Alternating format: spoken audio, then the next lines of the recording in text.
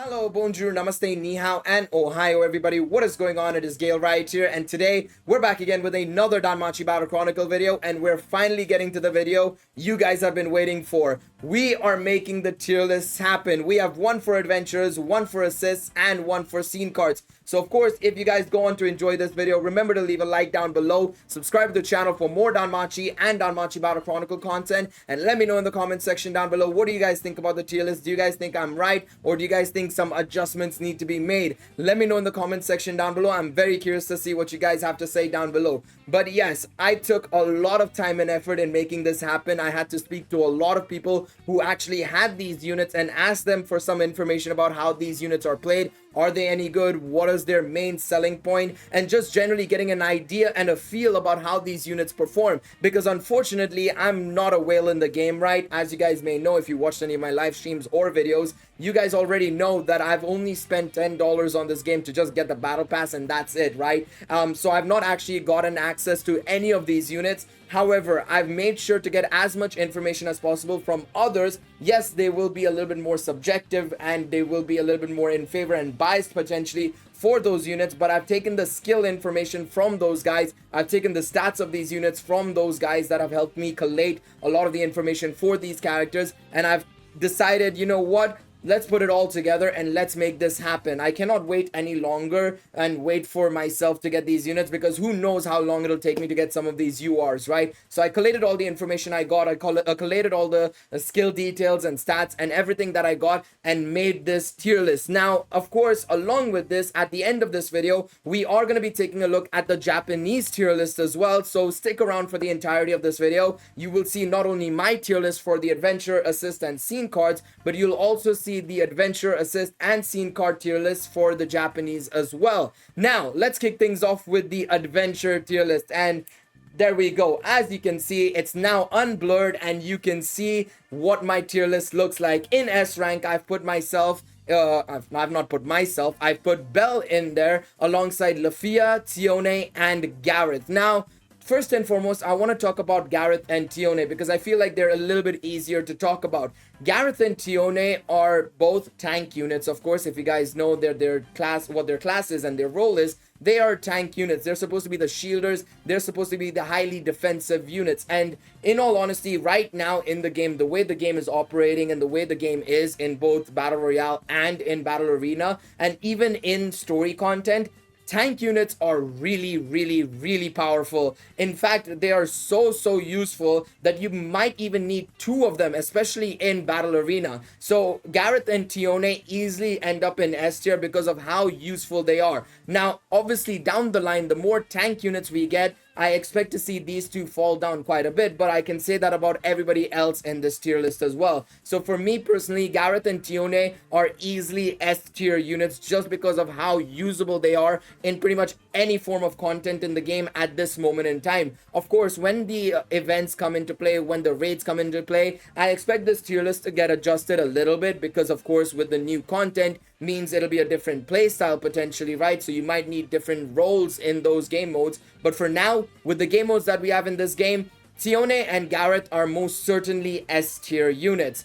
I've also added Belle and Lafia into the S tier rank because, one, Belle is just powerful, dog. I don't know what it is about him. He is just strong. I've watched some footage with him and I've watched other people use him as well, and oh my god, is this guy a little bit of a monster, honestly. He hits very hard. He takes time in charging up his ult especially, but once he gets it gone, and if he gets anybody with it, it's donezo, bro. It is donezo, and especially pairing him up with units like Hestia, it's a GG. It's an absolute GG. This guy is a monster and a half. And the reason why I've put Lafia in the S tier as well is because from a ranged perspective, if you can have her in the ranged, in the back line basically, if for example in Battle Arena, put her in the middle lane basically, the backmost unit, or even in Battle Royale, if you have her as the unit in the front slot basically, leading the front lines basically in the fight at the very early stages, with the ranged capabilities of this unit, you are able to dominate. And Lafia is so good that she's also carried me through the entirety of the story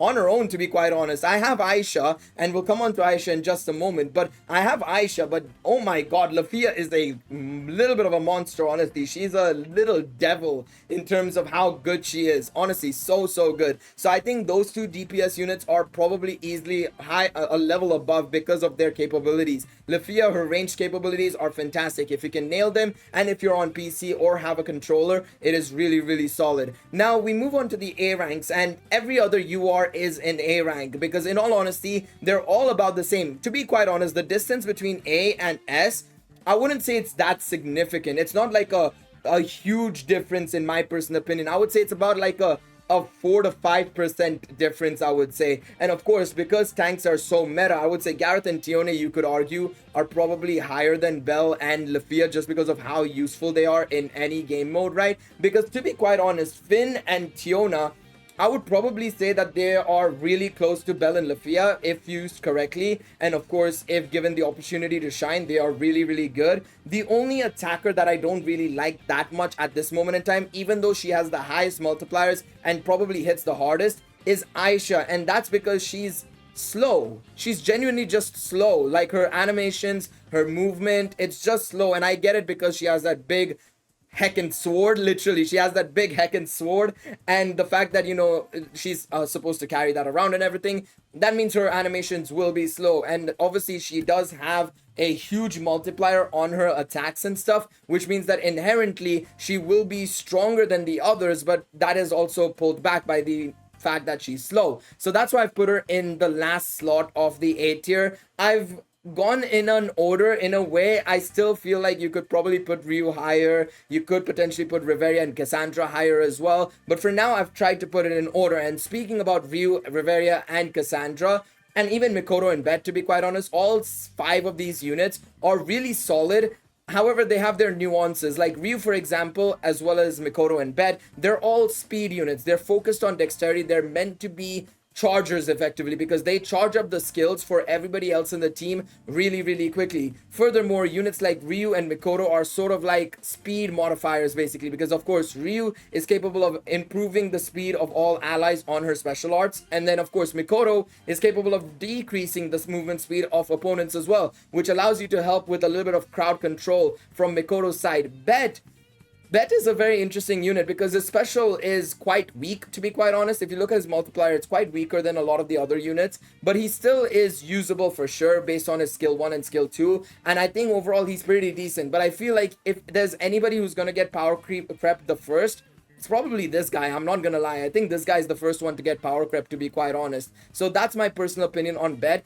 When it comes to the healers and Reveria and Cassandra, they are very solid. They are able to provide buffs as well. The heals are decent as well. However, I feel like just because of how popular tanks are, right? The tanks have taken the roles of basically, or the positions of these healers. Now you can probably run like 1 DPS, 1 healer and 1 tank, but I think a lot of people, what they're doing, especially in Battle Arena, is run 1 DPS and 2 tanks. In Battle Royale, it's 2 DPS, 1 tank, or 1 DPS, 1 sub DPS or speed unit and 1 tank. And then of course in story, it's 1 DPS, 1 sub DPS or 1 other DPS and 1 tank. That's how it is literally. So healers, there needs to be some improvement done to the healers. They need to be giving out more buffs. They need to be applying maybe more debuffs to the enemy, and I think you could potentially see them jumping up quite a bit accordingly. But we'll have to wait and see. Of course, there is suggestions and rumors. I say rumors, I'm the one propagating these rumors, that the next UR that we're going to be getting is going to be a green healer Haruhime.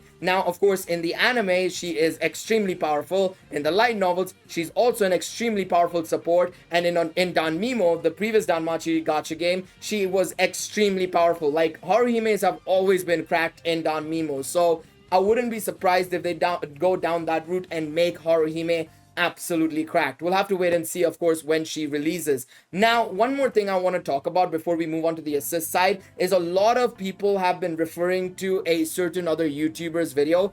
His name is Guitar Rock. I don't really like calling out people like this, but he is right now, at this moment in time, based on the information I have from other people who have progressed in the story quite a lot, he's been spreading information about potentially a free UR Bell, Tiona, and Finn in the story. which from my knowledge, and like I said, from talking to other people who have progressed in the story, some people who have cleared season 4 chapter 1, and also who have cleared some of the hard stages, they say that there is no free UR in the story. Now, of course, we do have a free UR guaranteed ticket gacha, obviously in the third tab of the welcome missions. But outside of that, in the story itself, like he suggested, there is no free UR Belle, Tiona, or Finn. So if you are still re-rolling, keep that in mind, that you aren't getting a free UR Belle, Tiona, or Finn. There's nothing like that at this moment in time. I've not seen any images of it. I decided to do my own research as well as talk to other people about it,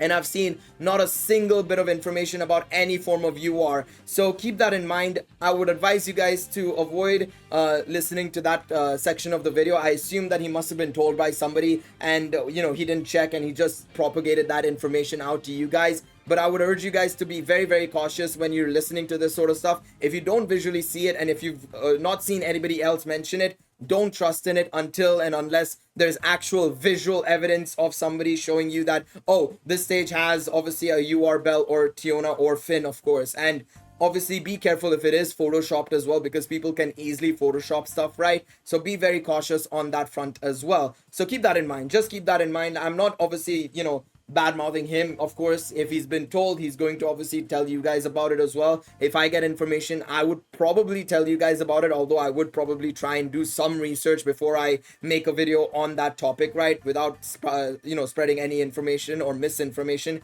I would make sure to try and give you guys the best information possible that I've researched and analyzed before I bring it to you guys. So keep that in mind. Anyways, besides the point, let's move on to the assist side. Now, the assist tier list is a little bit more interesting for me because there are a lot of assists that are actually pretty decent. And what I've done here is I've placed a lot of the healer and, tank assists in the top slot. And the reason why I've done that is because, in all honesty, I think it's way better to have a sort of like supporting role of an assist in the assist slot, to be quite honest, because you getting a shield, you getting a recovery or something like that is far better, in my personal opinion, than getting buffs or debuffs, to be quite honest, at this point in time. Because obviously in for example, Battle Royale, the Magic Stone Scramble mode, that late game, you do want a shield, you do want recovery, you do want heals. So obviously in those game modes, even in Battle Arena, making sure that you have the assist skill pop off and allow you to survive the damage that's coming in from the enemy, I think is a bit better than obviously these other assists. Now, I will say this, in story as well, while these assists, the S rank assists here, Hermes, Take, Rine, and Miak are fantastic in the boss stages as well. But I will say this as well, that Hephaestus, Loki, Ishtar, Chigusa, Hestia, Lily, they're all very, very good as well. Lily being able to deal damage, Loki, Ishtar, and Hephaestus giving that supportability, giving that extra boost in stats, of course, for a certain amount of time. That's really, really handy. However, I still believe that just the pure recoverability, the heals, the shield, and everything is far superior with the S tier units. And in my personal opinion, they are much more valuable. So I will say that the S tier units are like unbelievably good. In fact, with Green Haruhime potentially coming out next, right? Potentially coming out next, like I said, Seer and Hermes are going to be phenomenal for her, in all honesty. So that's something to bear in mind as well. If you're currently re-rolling and you get, let's say, for example, 2 adventures, 1 assist, or like 1 adventure, 2 assists, and let's say you get that 1 adventure, let's say you get Belle and you get Take Mikazuchi and you get Hermes. Say, for example, you get those 3. I would say that sticking with that account might not be a bad idea, especially if you plan to go for Haruhime, because then Haruhime can take Hermes and be a monster support unit potentially, right? So keep that in mind, and I would suggest that would be something you guys want to consider if you are re-rolling. So these are my rankings for, or my tier list for, the assists of Danmachi Battle Chronicle. Very straightforward. I think the A rank units are still phenomenal, by the way, don't get me wrong. There is not much in it. It's just that the usability and viability of the S tier units in the current state of the game is a little bit better, especially early game. Everybody's trying to level up their characters and everything, and if you become pretty much invincible with those characters, nobody's going to be able to do anything to you, right? So keep that in mind. You're going to have that edge over the other players where you're basically taking no damage, or you're recovering the damage taken through the assists, right? So keep that in mind. I would suggest that that is something you look into and work on when you're working with your assists and adventures. Next up, we have our scene cards, and the scene cards are very interesting because a lot of them do very different things, right? For example, the Seer scene card, Con 2, is basically a sort of like K-scope in a way. I don't think it's as good as a K-scope, of course. In FGO, K-scopes basically allow you to start off with a special move immediately and NP immediately, which in that game is very, very useful. Whereas in Danmachi Battle Chronicle, starting off with an ult is useful. However, it's not like a game changer in any shape of the imagination. I would say that actually in probably Battle Arena, that would be extremely powerful. But in other game modes like Story, as well as potentially in Battle Royale, it's probably not going to be that crazy, in all honesty. The other scene cards that I've put in here are all stats boosting scene cards. Stuff that increases strength by like 20%, magic by 20%. This battle pass card as well increases normal attack damage by 30%. And with how often you use normal attacks, that is really, really good. I really like the scene card from the battle pass. It's really worth it in my personal opinion. Now this scene card list isn't in order. I've just chucked them together, to be quite honest. But yeah, really, really solid. In A tier, I've put some of the special move boosting scene cards in here. These are the scene cards that actually boost up the special moves. And on top of that, I've also added the endurance boosting ones. Now, endurance boosts are basically like defense boosters effectively. So it's really good for tanks. But if you don't have tanks, well, it's kind of there pretty much. It'll help you obviously increase your defense for some of your units, especially if they're really frail or you're trying to use them as healers, for example, right? I think that'll help out massively, but I wouldn't say it's crazy. And then at the very bottom are some other scene cards that are decent, but they're not revolutionary. And we'll talk about them once we get to the Japanese tier list, because they've actually explained every one of these positions as well. And from what I've seen, I've only seen the scene card one, so I assume they've also done it for adventures and assists. So yeah, in my personal opinion, this is the ideal ranking for all the scene cards in my personal opinion. But yeah, let me know what you guys think. I will be leaving images to these tier lists down below in the description, so you guys don't have to worry about trying to go out of your way and take like screenshots of these tier lists or anything of that sort. Don't worry about that. They will be in the description down below. I will also be leaving a comment underneath the video also with all the scene cards, tier lists and everything as an Imgur link, so don't worry about that.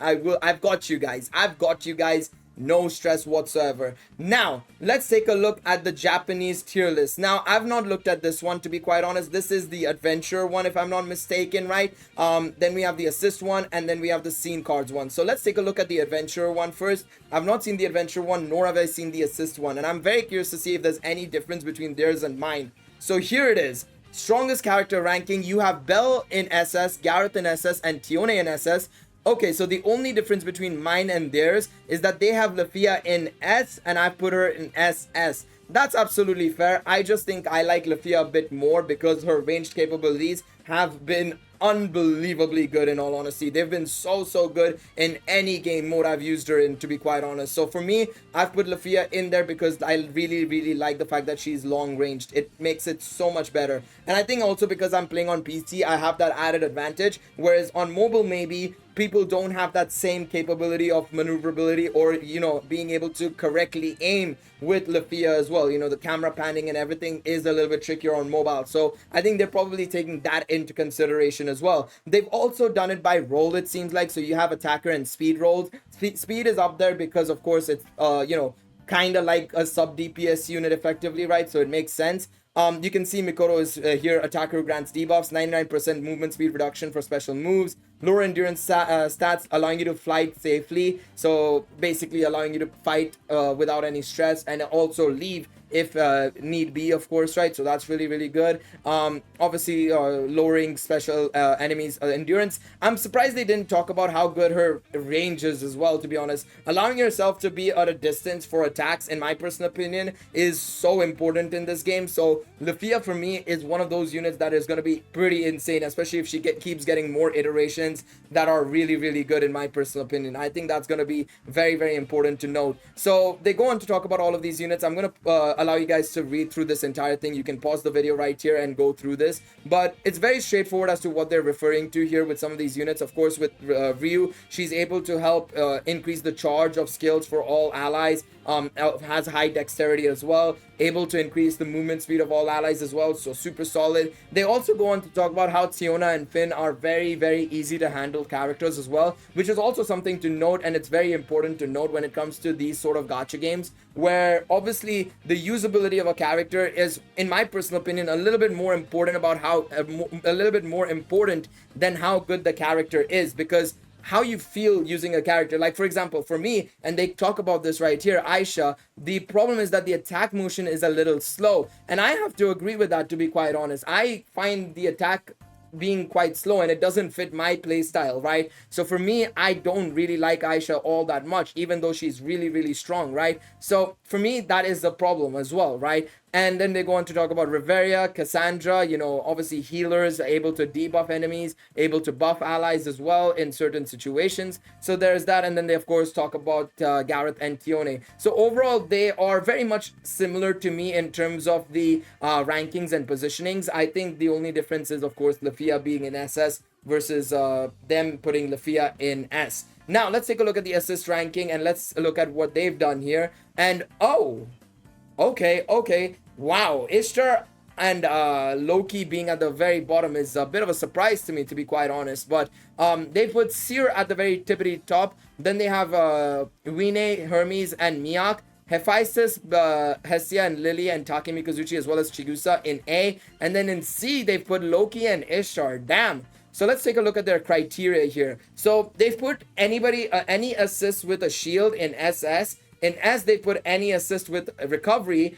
A is any sort of damage type or buff type assist. And then B is basically lacking in comparison to the SSR. So B is all the other SSR assists that are kind of compatible with A rank assists, but are a little lacking basically. And then C are just other assists. Wow, I'm surprised. I am very surprised that they've put them like this. Is there any other tier list? Okay, so they've got a boss ranking as well. So okay, so that's fair. They've got a 2 ranking. So this is of course against enemies only. So this is for PvE, I assume. So they put Ishtar, Loki, Hephaestus, and Seer in the PvE ranking effectively. And then in the Battle Royale, and I assume general purpose, as they say here, basically, they've put basically what I've done here, basically, and put the recovery and tank assists at the very tippity top. So if you go back here, right? Yeah, it's very identical in a way. It's just that they've segregated them even more basically into different tiers, which is absolutely fair. I think that's what's gonna happen inevitably. We're gonna start to segregate them even more.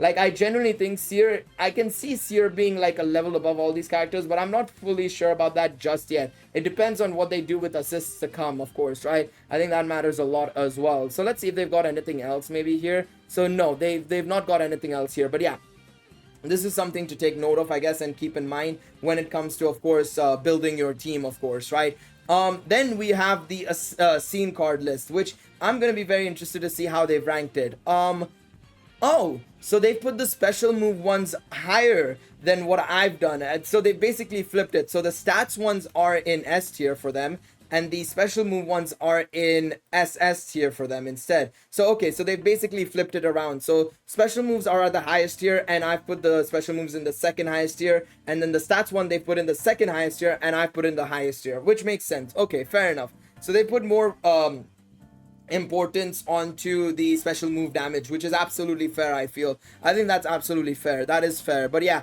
I don't think that makes too much of a difference. Also, they've lowered the wow, the endurance ones are quite low. I'm surprised. What are the reasonings for that? Increases endurance with 20%, good compatibility with tanks and healers. I guess it's maybe because it feels like there's only 2 tanks, so realistically, is it going to matter too much? But even then, I would put them in A tier, because if you have a tank, it's very usable. If you have a healer, it's very usable. So for me, and the endurance ones deserves to be in A, to be quite honest. I generally do believe they deserve to be in A. Now, the reason why I've put these assists down at the very bottom is because they're very wonky. So for example, for the eyes one, it's 40% more strength, but it's only when HP is less than 30%. The firebolt one is 30% more magic, but only when HP is higher than 80%. So it's very finicky scene cards, and in my personal opinion, they're probably only going to be used as stat sticks more so than anything else. So for me, I'm gonna put them at the very lowest, in all honesty. And it's the same thing here as well. With the Hostess of Fertility one, it's 20% physical strength. So if you have a physical only unit, well, you can probably use that on them. But yeah, I mean, it's dependent on character to character and which characters you summon for actually. But there you guys go. Hopefully you guys enjoyed this tier list video, and finally we managed to get around to making a tier list, and it took a little bit of time. I do apologize that it didn't come out day one, but I wanted to make sure that I knew what these units were capable of doing, how were they in gameplay, what were the strongest units in the game at the time of recording this video, right, in terms of the meta, in terms of generally their usability and stuff like that. So hopefully you guys enjoyed this video. Please be sure to leave a like down below, subscribe to the channel for more Danmachi and Danmachi Battle Chronicle content, and let me know in the comment section down below, would you guys change anything in these tier lists? I'm very curious to see what you guys have to say down below. Thank you guys so much for watching this video. I will see you guys in the next one. Until then, take it easy everybody. Bye bye.